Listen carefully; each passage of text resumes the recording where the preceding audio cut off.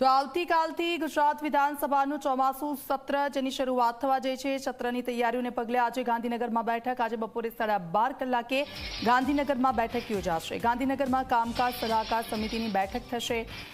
વિધાનસભાના અધ્યક્ષ શંકર ચૌધરીની અધ્યક્ષતામાં આ બેઠક, મુખ્યમંત્રી ભૂપેન્દ્ર પટેલ બેઠકમાં હાજર રહેશે।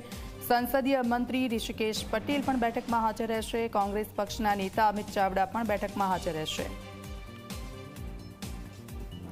વિધાનસભાનું સત્ર કે જેને આવતીકાલે શરૂઆત થવા જઈ રહી છે એ પહેલાં જ આજે સલાહકાર સમિતિની બેઠક, વિધાનસભાના અધ્યક્ષ શંકર ચૌધરી અધ્યક્ષતામાં બેઠક થવાની છે। હિતલ અમારી સાથે જોડાઈ ગયા છે। હિતલ, ગાંધીનગરમાં સલાહકાર સમિતિની બેઠક થવાની છે, કોણ કોણ ઉપસ્થિત ને આવતીકાલે સત્ર શરૂ થવાનું છે તેને લઈને ચર્ચા?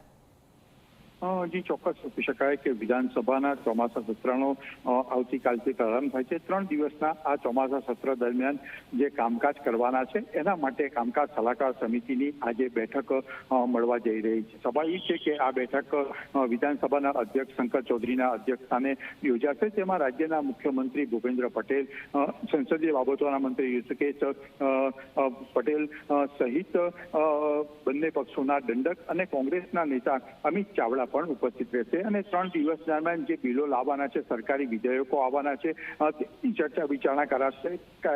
કયું બિલ આવશે